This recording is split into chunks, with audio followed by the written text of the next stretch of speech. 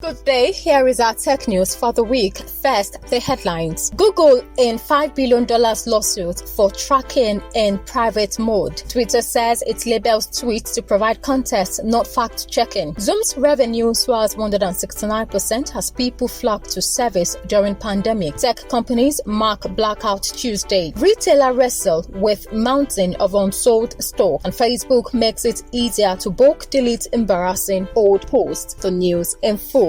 Many internet users assume their search history isn't being tracked when they view in private mode, but Google says this isn't the case. The complaint says that Google cannot continue to engage in the covert and unauthorized data collection from virtually every American with a computer or phone. Vigorously denying the claims, Google spokesman Jose Castaneda said, "As we clearly state each time you open a new incognito tab, website might be able to collect information about your browsing activity. The search engine says the collection of search history, even in private viewing mode, helps site owners better evaluate the performance of their content, products, marketing, and more. One option is for visitors to install Google Analytics browser opt-out extension to disable measurement by Google Analytics," it said in the filing. Twitter has defended its policy of labeling tweets that are potentially misleading or which glorify violence. "Our focus is on providing context, not fact-checking," the social media company said. The messages were also promoted by CEO and founder Jack Dorsey on his official Twitter account. The company has been criticized by some users who say the measures do not go far enough. Some have faulted Twitter for not explicitly saying in its labels that Trump's tweets contained false information, for example. Twitter said they are not attempting to address all misinformation, but placing focus on manipulated media, civic integrity, and COVID-19 capable of causing potential harm. Zoom said its revenue skyrocketed 169% from the prior year to $328 million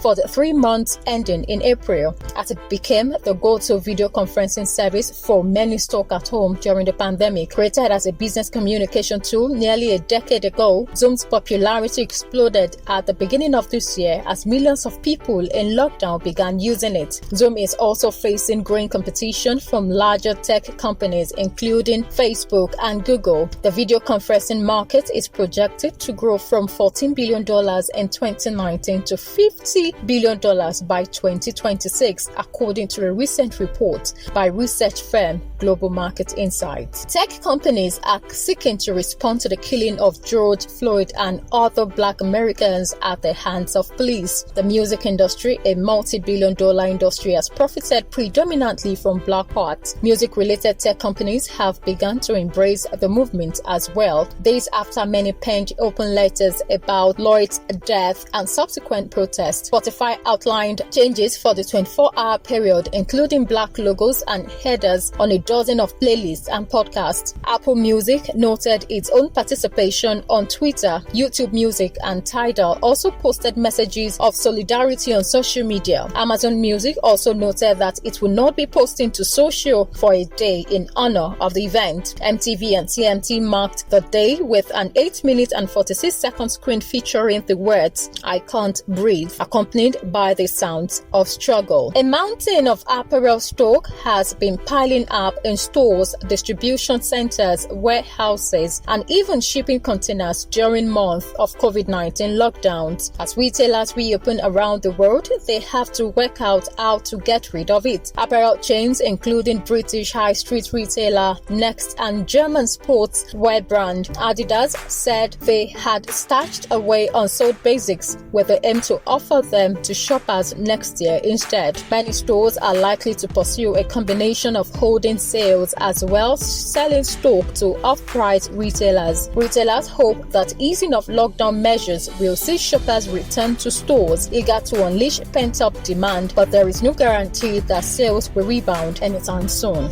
A new feature called Manage Activity let users delete their old posts individually or in bulk. Facebook says it will offer filtering options to help find posts with specific people in them or in a certain time range. A post can also be archived, which means it's no longer public but can still be viewed privately. According to Facebook, the feature is meant to make it easy for you to curate your presence on Facebook to more accurately reflect who you are today. manage activity is Facebook's latest attempt to give users more control over their data. This feature will come to Facebook's mobile apps first. Thank you for listening.